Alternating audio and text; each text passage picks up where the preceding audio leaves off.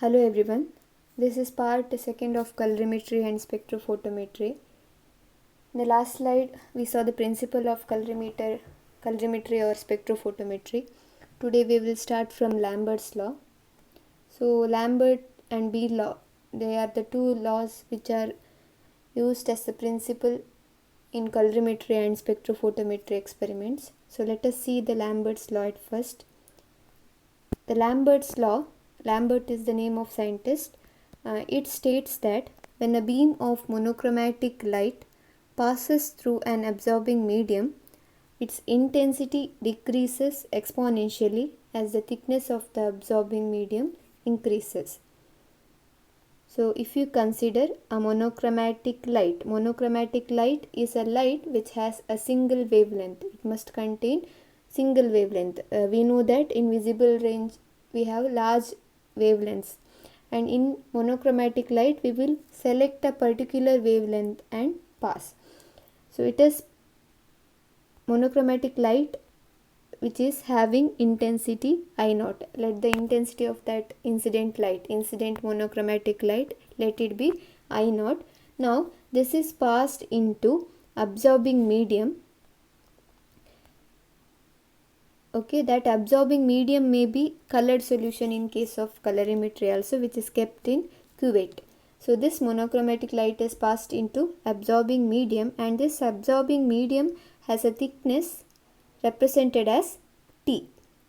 And whatever the light, that is transmitted light, which is coming out from that absorbing medium, it will be having intensity represented as capital I, and that intensity of transmitted light goes on decreasing as the thickness of the absorbing medium increases. So whatever the light coming out from this absorbing medium, that light intensity goes on decreasing with the increasing of this thickness of the absorbing medium. So this is the statement of Lambert's law, or we can say there is decrease in the intensity of transmitted light with the increase in the thickness of the absorbing medium. Or we can use the term, instead of thickness we can use the term path length. Okay, path length is the length through which this incident light travels. Path length and thickness both are same. So this Lambert's law, that statement, it is mathematically represented like this: minus di by dt is directly proportional to I, where I is the intensity of the light, T is the thickness of the absorbing medium, and that minus represents here, it is the decrease in the intensity. So Lambert's law relates intensity I with the thickness T of the absorbing medium. Next we have to derive this Lambert's law. Whatever the form which is given here, it is related to statement. Still we have not arrived at the Lambert's law, we have to derive that Lambert's law. So in Lambert's law we will get the terms which is given in the statement, that is, there is decrease in the intensity of the transmitted light with the thickness of the medium, and that decrease will be exponential decrease. So finally whatever the formula or mathematical expression we get, that must contain the exponential form, intensity and thickness. So what we will do here is, first let us take the form which is given in the last slide. So we have minus di by dt is directly proportional to I, and that is nothing but di dt means it is the rate of change of intensity with respect to thickness of the medium. Di by dt is the rate of change of intensity of that light with the thickness of the medium, and we have put here negative sign because that rate is nothing but decrease, because as the thickness increases there is decrease in the intensity of the light. So it is represented by minus sign, and that is proportional to intensity of the incident light.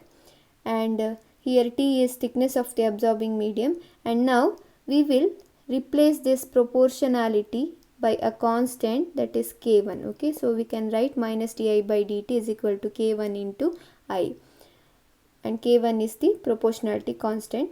Let us number this as equation number 1. Next, we have to arrange this equation in such a way that, see here we have di term, and here on the right side we have I term. So take this I to the denominator and take this dt to the right hand side, so that it will become, keep the minus sign as it is, it will become minus di by I is equal to k1 into dt. That will be our expression. And now we have to integrate that equation. So after integrating, you will get like this: integration of di by dt is equal to minus k1 into dt, and take that minus sign to the right side.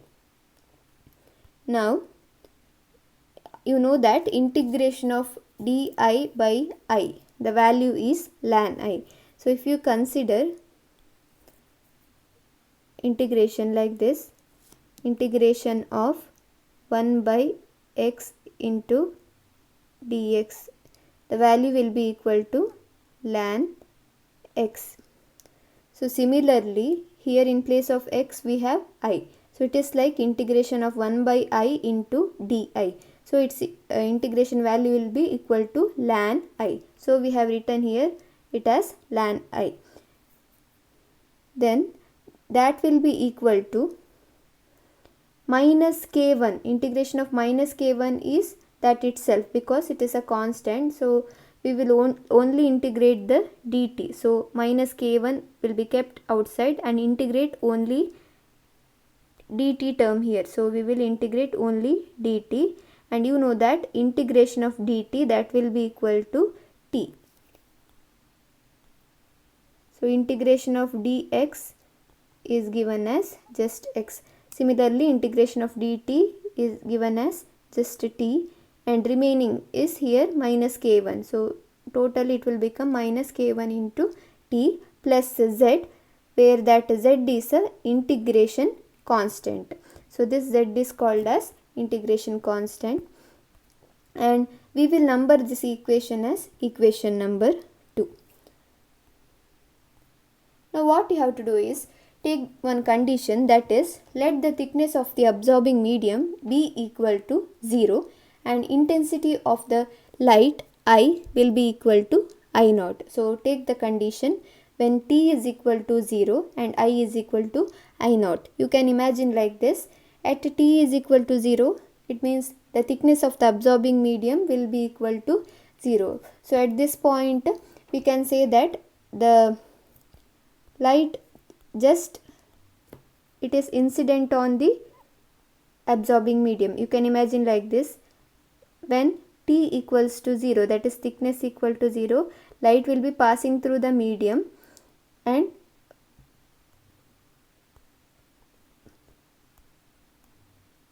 light will be just passing through the medium. This is at t equals to 0, and at that time you know what is the intensity of this incident light, that will be equal to I naught. So that is the condition here. We will take the condition as at t equals to 0, I is equal to I naught. You have to substitute this value in equation number 2, and we have equation number 2. What is equation number 2? Ln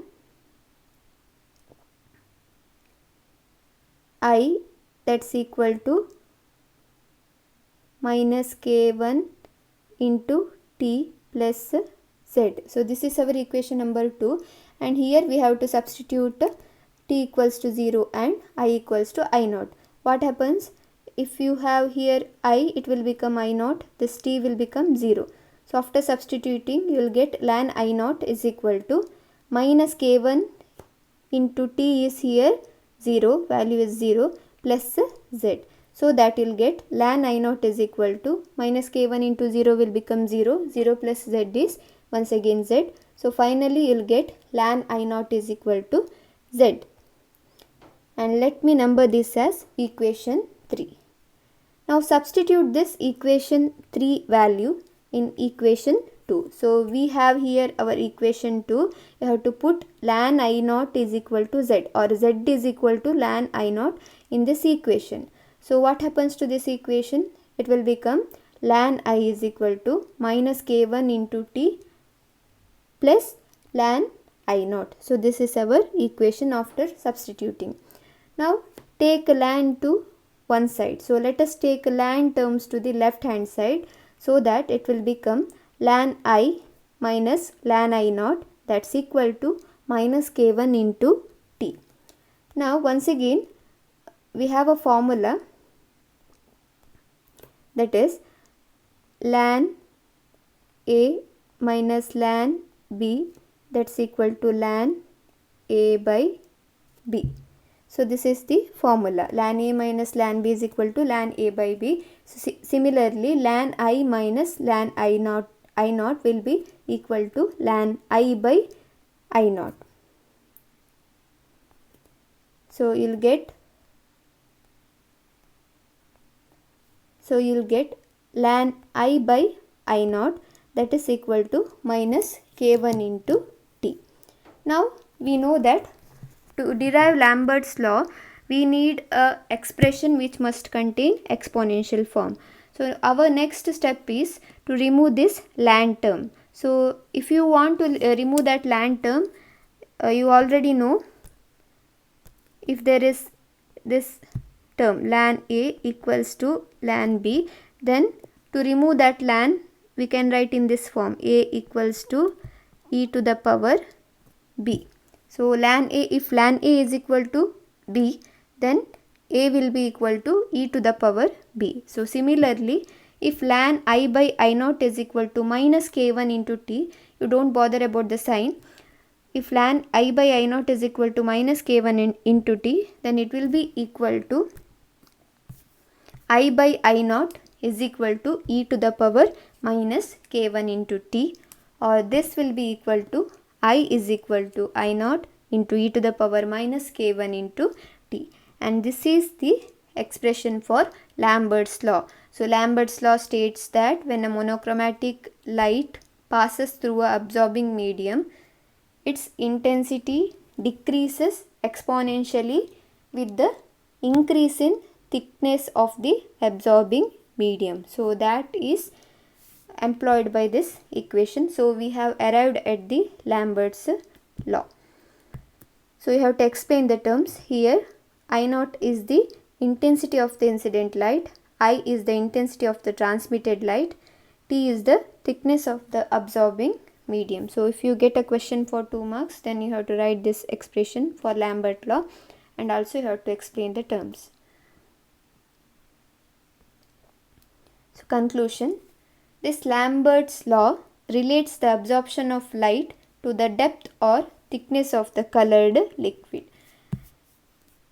Each layer of equal thickness will absorb the same fraction of light which passes through it. It means here it is solution. Next is Beer's law.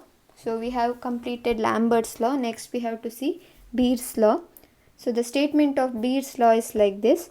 When a beam of monochromatic light passes through the absorbing medium, its intensity decreases exponentially as the concentration of absorbing medium increases. So this is similar to Lambert's law, except instead of thickness in this Beer's law we have concentration. Okay, you can remember like this. In Lambert's law we have T. In the spelling of Lambert we have T. So Lambert law is related to intensity and thickness. But in Beer's law we don't have alphabet T, so you can remember it is related to concentration. So just a term is different in both the laws.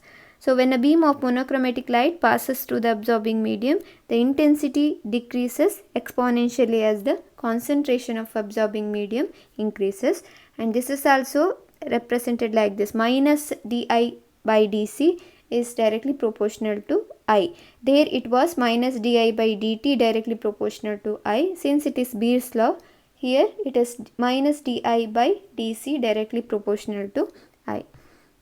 Next we have to derive Beer's law. It is also similar to Lambert's law. Wherever there is term thickness, that is T, you have to replace T by concentration term C, and you have to replace proportionality constant K1 by another constant, that is K2. So let us start. So we have minus di by dc is directly proportional to I. Now replace that proportionality constant, replace that proportionality by a constant. So it will become minus di by dc is equal to K2 into I, where K2 is the proportionality constant, I is the intensity of incident light, C is the molar concentration of absorbing solution, and minus di by dc, it is the rate of change of intensity with the concentration of the solution. So let me number this as equation number 1. Let me number this as equation number 1. Next, we have to take I terms on the same side. It will become minus di by I is equal to K2 into dc, and then integrate. You'll get like this. Once again, you know integration of di by I, that will be equal to ln I. Integration of minus K2 into dc, it will become minus K2 into c plus z. And z is here integration constant. So once again take the condition. There we took that when t is equal to 0, I is equal to I naught. Here we will take it as when c is equal to 0, I is equal to I naught. That is, the light ray, the monochromatic light is just touching the surface of the cuvette. It has not just entered the solution. So it is taken that concentration C is equal to 0. Now put this condition in equation number 2. So we have equation number 2 like this. Ln I is equal to minus K2 into C plus Z. So there in place of I you have to put I naught, and in place of C you have to put 0. So minus K2 into C, K2 into 0 plus Z. So finally you will get it as ln I naught is equal to Z, which will be the third equation. Now put Z is equal to ln I naught in this second equation. So you will get ln I is equal to minus K2 into C plus ln I naught. Once again take ln terms to the left hand side. Take this ln terms to left hand side, so that it will become ln I minus ln I naught is equal to minus K2 into C, and ln I minus ln I naught, that is equal to ln I by I naught, which is equal to minus K2 into C. But we want the exponential form, so it will take its form like this. I by I naught is equal to is equal to e to the power minus K2 into C. So there we got I by I naught is equal to e to the power minus K1 into C. Here it is I by I naught is equal to e to the power minus K2 into C. Or finally we will get I is equal to I naught into e to the power minus K2 into C. So this is Beer's law. So Beer's law states that when a monochromatic light is passed to the absorbing medium, its intensity decreases exponentially with the concentration of the absorbing medium. So you have to explain the terms, where I naught is the intensity of the incident light, I is the intensity of transmitted light, and C is the molar concentration of the solution.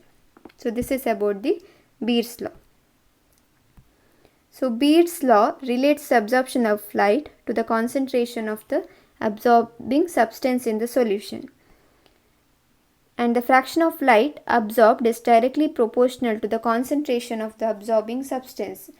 This is important because if there are two colored solution, one with less intensity, another with more intensity, the solution with more intensity will absorb more light, because if the color is intense, it tells that the number of particles present in that solution is more, and as the number of particles increases, that particles will absorb more and more light which is passed to that solution. So in that case we can tell the fraction of light absorbed is directly proportional to the concentration, or in turn number of particles which are present in that solution.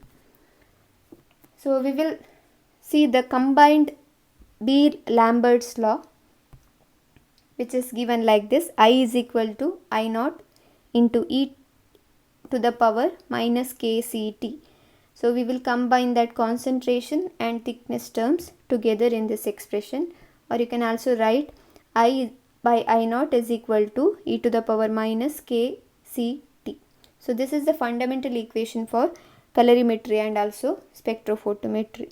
So, or you can tell that this is Beer-Lambert's law, or if they ask to derive Beer-Lambert's law, you have to derive both Lambert and Beer law and combine that. So next step is, till now we studied about Beer-Lambert law. In the next derivation, we have to derive the relationship between absorbance, concentration of the solution, and thickness. Okay, we have to relate the terms absorbance, that is A, then concentration C, and thickness T. So for that we will take the combined Beer-Lambert law, which is given as I by I naught is equal to e to the power minus k c t, or I can write in this form ln I by I naught is equal to minus k c t, and you know that ln is equal to 2.303 log. So I can write it like that, 2.303 log I by I naught is equal to minus k c t. Now what I will do is, I will take this negative sign, minus sign, which is present on the right hand side to the left hand side, so that this 2.303 log I by I naught, that will become minus 2.303 log I by I naught is equal to k c t.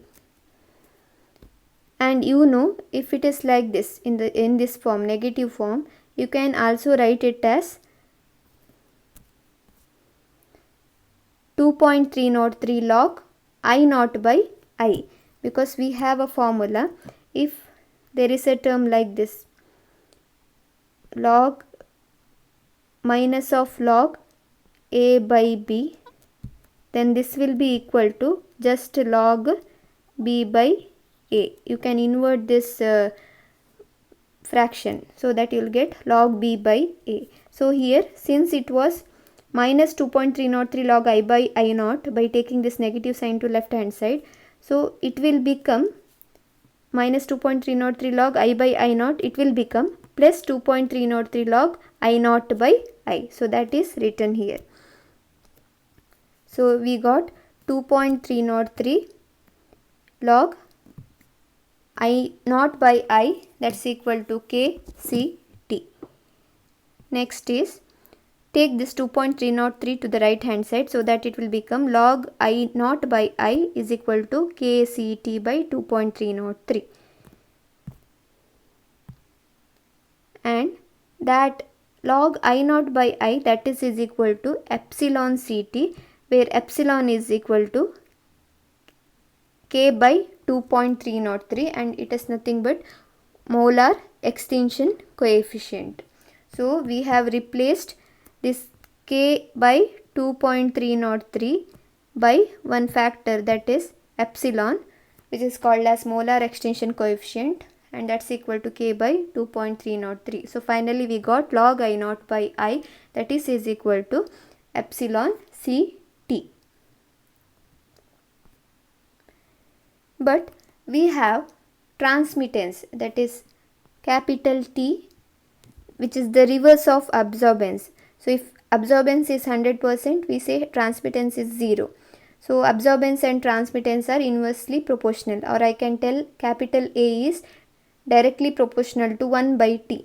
Or we have transmittance T, that is equal to intensity of the transmitted light by intensity of the incident light. So if you see here, we have the term I naught by I, but here T is equal to I by I naught. So this tells that you can replace this I naught by I not by T, you can replace it by 1 by T, because if T is equal to I by I naught, then I naught by I will be equal to 1 by T. So what we will do here is replace that I naught by I by 1 by T, and that is equal to epsilon Ct. So we will get log 1 by T is equal to epsilon Ct.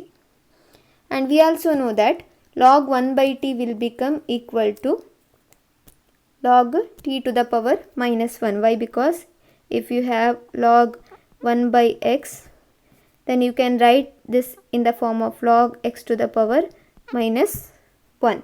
So 1 by x is nothing but x to the power minus 1. And also, if it is log x to the power minus 1, you can write it as minus log x. So same thing is written here, that log t to the power minus 1, it will become equal to minus log t, which is equal to epsilon Ct. And that minus log t is nothing but absorbance, represented as capital A. So since A is equal to minus log T, you can write from this equation minus log T is equal to epsilon Ct. So A will be equal to epsilon Ct. So we finally derived the expression relating absorbance, concentration and thickness. So this is the expression for absorbance, and remember that absorbance is negative logarithm of transmittance.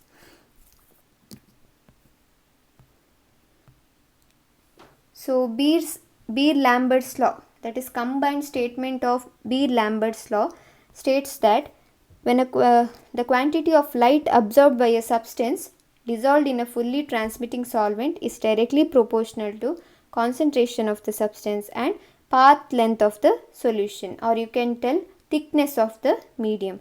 So if you prepare a solution by taking one fully transmitting solvent like water, and if you add the substance into that one, then whatever the quantity of light which is absorbed by that solution when monochromatic light is passed, that is directly proportional to the concentration of the substance and also the thickness or the path length of the solution.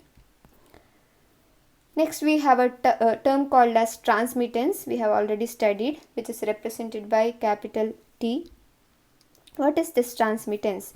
So it is the reverse of absorbance, and it is defined as it is the ratio of the intensity of light leaving the solution, that is nothing but intensity of the transmitted light, which is represented as I, to the intensity of light entering the solution, that is nothing but the intensity of the incident light, represented as I naught. So this transmittance is the ratio of intensity of the transmitted light to intensity of the incident light, or we can tell T is equal to I by I naught.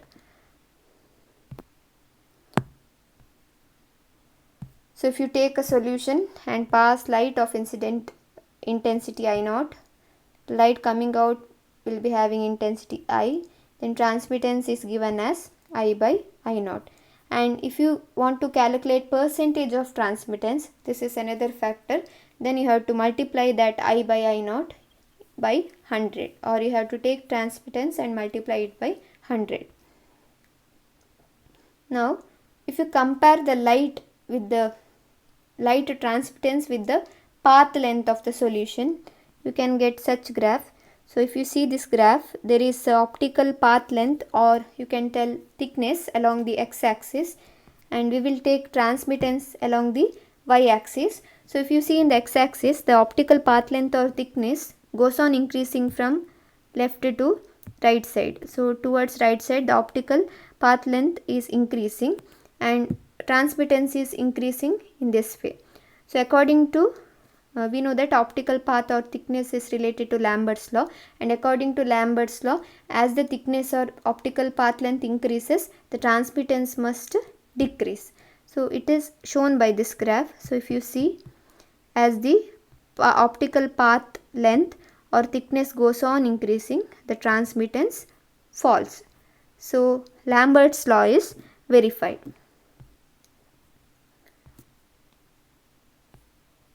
Next we will compare light transmittance to concentration. So how concentration influences the transmittance, or according to Beer's law, there we use the term concentration. So according to Beard's law, we can come to know that the intensity decreases with the increase in concentration. So on the x-axis we have concentration, and here y-axis we have transmittance. So if you see this graph, as the concentration goes on increasing, the transmittance fall. But if you tell in terms of absorbance, so transmittance is reverse of absorbance. So if transmittance decreases with increase in concentration, we can say that absorbance increases with, if transmittance decreases, then absorbance must increase with the increase in concentration. We know that if concentration increases, number of particles increases. If number of particles increases, then the light absorbed will also increase. That is nothing but the absorbance or optical density. So for absorbance, you have to get the graph with the increasing curve. Next we will see the term absorbance. So absorbance is logarithm to the base 10 of reciprocal of the transmittance. So if you want to define absorbance represented by capital A, it is the logarithm to the base 10 of reciprocal of the transmittance. That is, A is equal to log to the base 10 of 1 by t. But if you have to tell in terms of just t and not 1 by t, then you have to tell A is equal to minus log t, or it is the logarithm to the base, or it is the negative logarithm to the base 10 of transmittance. So if you are using reciprocal of the transmittance, you don't tell negative logarithm. If you want to tell in terms of just transmittance, then use the term negative logarithm to the base 10 of transmittance. And this absorbance is also called as optical density or OD.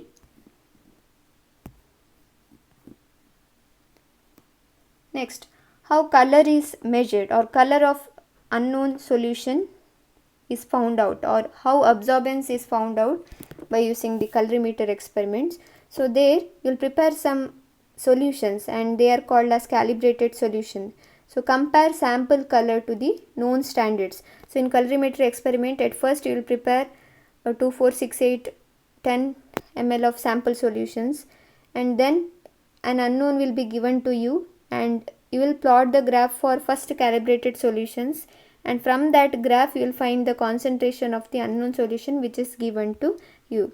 So if you see the standard flask also, you will come to know that there is slight increase in the intensity from one side to other. So it is understood that an unknown will be given in between that range itself. So that is found out by using your graph. You will first prepare the solutions and find out the optical density for that solutions, and then you will get the unknown solution, and by using the previously drawn graph you will calculate the concentration of the, or the absorbance. First you will find the absorbance and then concentration of the unknown solution. So it is called as calibration curve. So this is what you draw in lab, absorbance versus concentration graph, where you will plot for each of the calibrated solutions so that you will get a straight line passing through the origin. This is must. To verify Beer-Lambert law, this line must be a straight line and not a curve. It must pass through at least 3 points which must be passed through the origin, such that it will verify the Beer-Lambert law. Now you will take the unknown solution and find its absorbance, and you will plot somewhere here in the graph, and you will extrapolate that one so that you will find the concentration of the unknown solution. So if your calibrations are proper, your unknown will be proper. So if there is mistake in this calibration, then there will be problem or error in the unknown sample also. And remember, always the unknown will be given in between this range itself, because this is our calibration, and you can neglect the first one and last one, and in between this range it will be there, whatever the unknown solution given to you. So that is about absorbance versus concentration. Now if you draw a transmittance versus concentration graph, then you will get the falling curve like this, because as absorbance increases, transmittance must decrease. Now deviation from Beer-Lambert law. So when there will be errors in our experiment, if there is Beer-Lambert law deviation, so that is seen when monochromatic light is not used. So instead of using monochromatic light, that is light which is containing single wavelength, instead of that one, if you are using other light which is containing 2 or more wavelengths, then there will be error. Then when impurities are present in the solution, this is very important, because you know that in colorimetry experiment, the absorption of light depends on the number of particles which are present in the solution. If impurities are present, that impurities will itself act as particles and they will also absorb the incident light, so that there will be increase in absorbance, and this will cause error in our experiment. And last one is when colored solute which is present in the solution, if it undergoes ionization, dissociation and association. Whatever the solute which is used to prepare that calibrated solutions, it must not undergo ionization, dissociation or association, because you know ionization is also a splitting process, dissociation is also splitting process, and association is a combining process. So in all these three processes, there will be change in the number of particles, and if there is change in number of particles, then that in turn will affect the course of the experiment, because number of particles varies. So in case of ionization, dissociation, the particles may increase, number of particles may increase. In case of association, the number of particles may decrease. So that will cause a problem. So next is instrumentation. So instrumentation for both colorimetry and spectrophotometry are same, except here we have a light source which is passed through a lens or collimator and made to fall on a monochromator. And in case of colorimetry, the monochromator is always a filter. A substance called filter is used as monochromator in colorimeter, but in case of spectrophotometer or spectrophotometry, the monochromator used is prism or grating. So that is the different. Apart from that, whatever the instrumentation of both the experiments are same. So here there is a monochromator. Monochromator is an instrument which selects a single wavelength from the wide range of wavelengths. From the light source, there will be different wavelengths coming through this collimator and falling on this monochromator, and this monochromator will be selecting particular wavelength for that particular experiment. For example, in colorimeter you are setting the wavelength as 620, 540 like that. So that is related to particular color range. For example, in case of yellow wavelength, we need to set the wavelength to 450 nanometer. In case of purple, we have to set it from 450 to 650 like that. So each experiment has its own wavelength, and it will select the wavelength and it is passed through the entrance slit, and then it is passed to the sample which is kept in the cell, or it is called as cuvette. And once it is passed to the solution, it is coming out as transmitted light, which is passed through the exit slit, and then it is passed to the detector, and finally it is read in the display. So here we are reading the optical density in the display. This is about the instrumentation of both the colorimeter and spectrophotometer. So we will see one by one. Light source. The light source used in the experiment, that must be controllable and constant.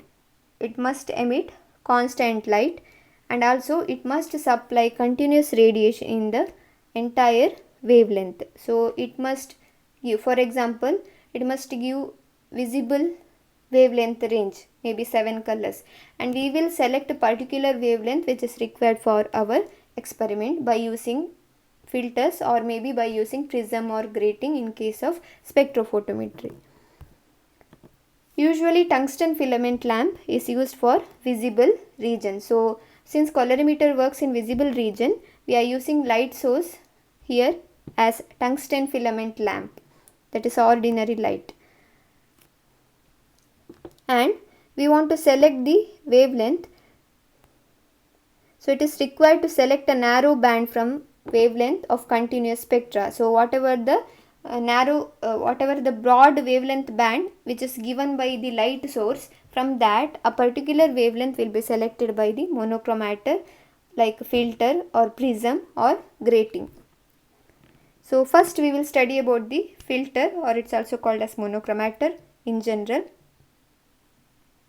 So a filter is a device that allows light of required wavelength to pass but absorbs light of other wavelength completely or partially.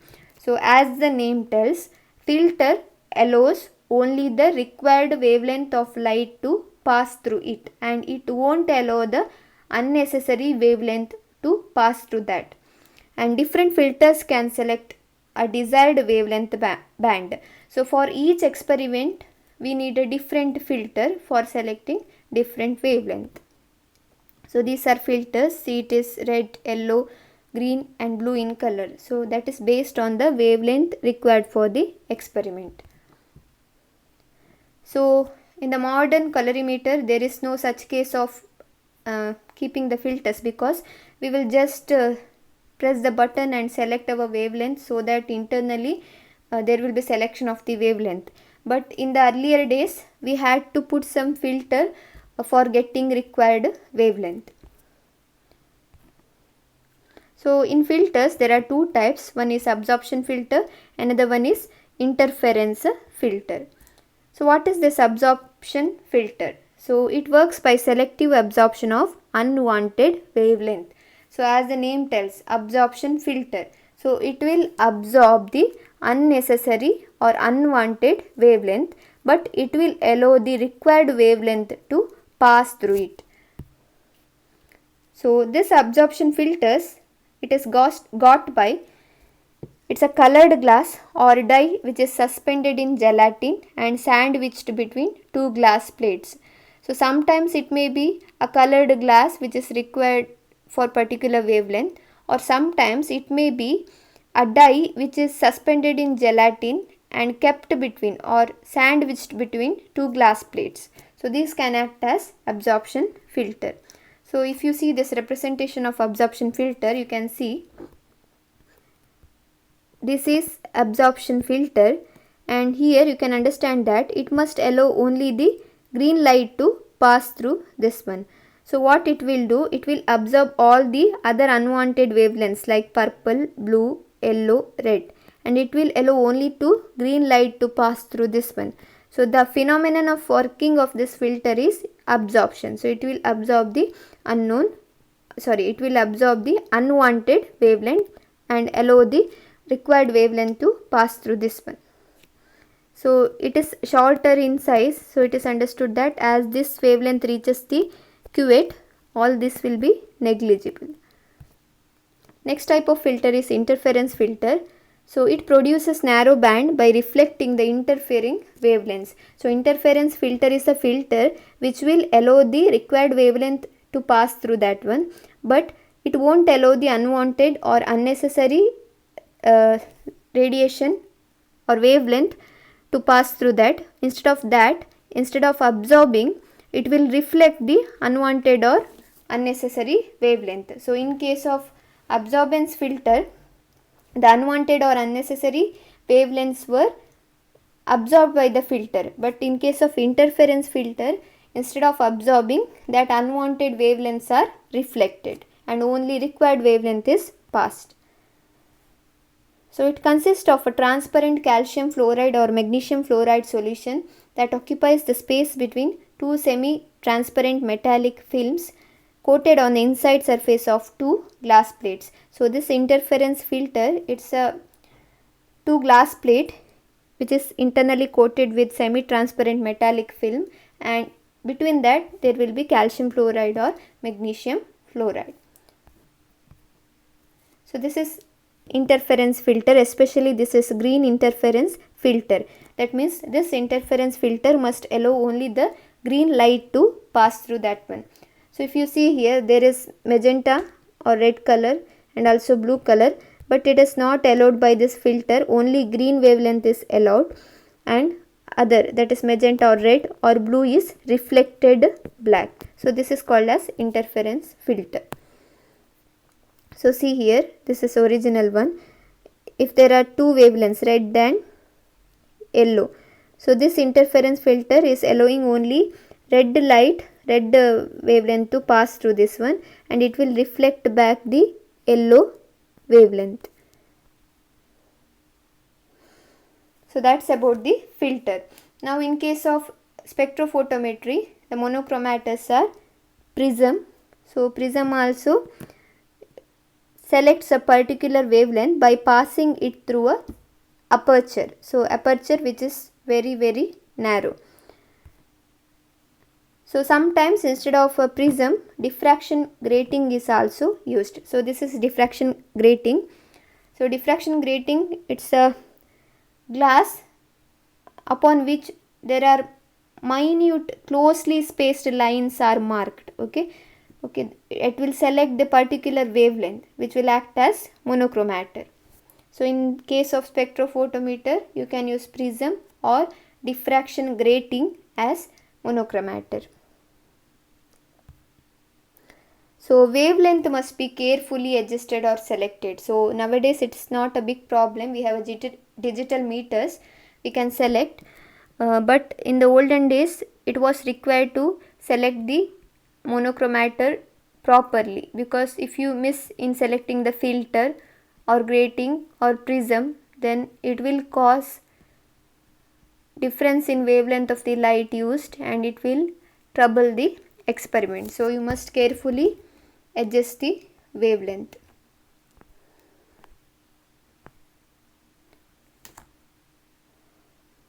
So this is grating, how it allows the narrow band of light.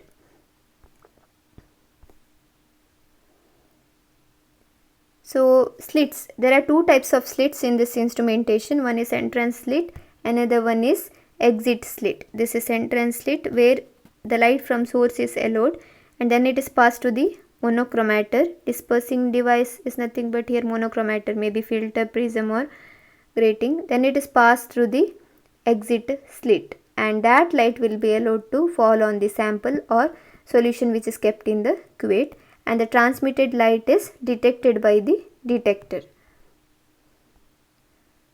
So sample cell, or it is called as cuvette or it's called as sample holder. So it may be cylindrical in shape or it may be rectangular in shape.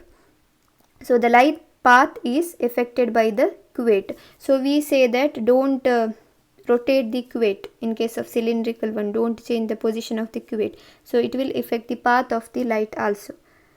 So this is the place where you keep the cuvette in spectrophotometer. So it must be carefully aligned, because in case of rectangular cuvette, we have two types of surfaces. So if you see here, if you pass light ray through this surface, this side is transparent or it is clear side, and this side is also clear side. But if you see this side, it's called as frosted side. It is opaque. Both these sides are frosted side. So you should not keep the cuvette in such a way that light will pass through this frosted side. Light won't pass through this frosted side. So you have to keep in such a way that light is passed to the clear side.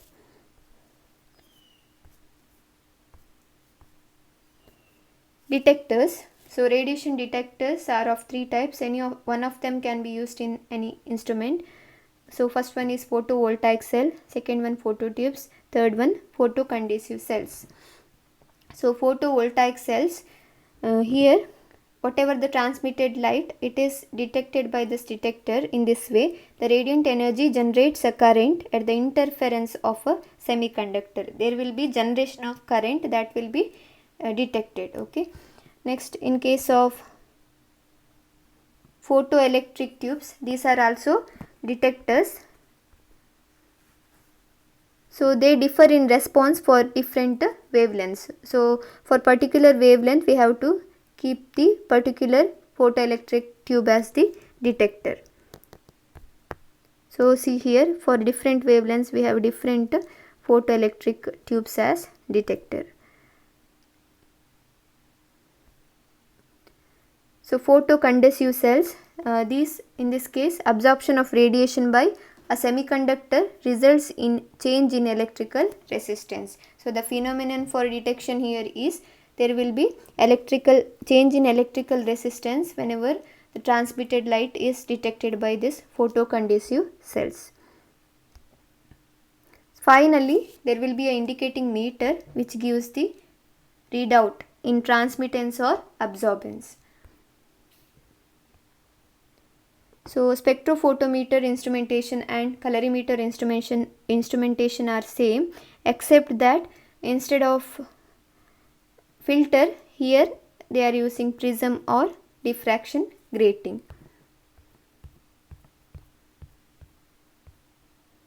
So colorimeter operation, it's like this. First warm up, switch on the instrument, set the monochromator. In the digital one there is no problem to set the monochromator. You just select the wavelength or press the wavelength. Then you have to set the absorbance by using blank. You have to set to 0 by using blank solution. Then readjust as needed. But in our colorimeter there is no provision for readjustment, but there are some colorimeters where if the absorbance is not shown 0, you can just move the knob to readjust for the required value or as 0. So calibration steps: first prepare stock solution. So stock solution will be prepared by us itself. You will prepare a series of dilute solutions, same preparation steps as sample, and develop color in different standard flask and measure absorbance of each by using colorimeter, and you will prepare a calibration curve. Finally, you will draw the calibration curve, and from that you will get the value of the concentration of the unknown solution which is given to you. Finally, we will see the difference between colorimeter and spectrophotometer. So it's easy. Colorimeter, in this, it measures absorbance of specific colors, but in case of spectrophotometer, transmittance or another factor called as reflectance, it is measured. So in colorimeter, it's only possible to measure absorbance and not reflectance, but in case of spectrophotometer, you can measure absorbance also, transmittance also, reflectance also. And colorimeter works only in visible region of electromagnetic spectrum. So as I said earlier, if there is visible region, from that particular wavelength will be selected. But in case of spectrophotometer, the light source may be from IR region, UV region, and also from visible region. And especially this spectrophotometer, it is used to study colorless solution. So you can study colored as well as colorless solution by using spectrophotometer. By using colorimetry, you should only study the colored solutions. You cannot study colorless solutions by using colorimetry. And colorimetry is very cost effective, or it is having less cost, but spectrophotometer, it is cost is high. And in case of monochromators, in case of colorimeter, filters are used. In case of spectrophotometer, prisms or grating, diffraction gratings are used. Finally, applications of colorimetry and spectrophotometry. So by using these experiments, you can find molar composition of complexes. So if you have a complex formed in any inorganic chemistry experiment, then if you want to find out their molar composition, then that can be done by using this colorimeter or spectrophotometer experiment. And next one, instability constants of the complexes can be found out. So I think you have come across this term, stability constant, in thermodynamic aspects. So that also can be found out by using this experiments. And structure of organic molecules can be elucidated. Molecular weight of the compound can be determined, and cis and trans isomers of inorganic complexes can also be differentiated. This is one of the important application. So if you have cis and trans isomers, so in cis isomer both the similar groups are present on the same side. In trans isomers, the similar groups are present on the opposite side. So in such cases, to differentiate that one, they are using colorimeter experiment or spectrophotometric experiments. And finally, sixth one, that is you are doing now, that is to find the unknown concentration of the solution, colorimetry and spectrophotometry can be used. So this is the application of colorimetry and spectrophotometry.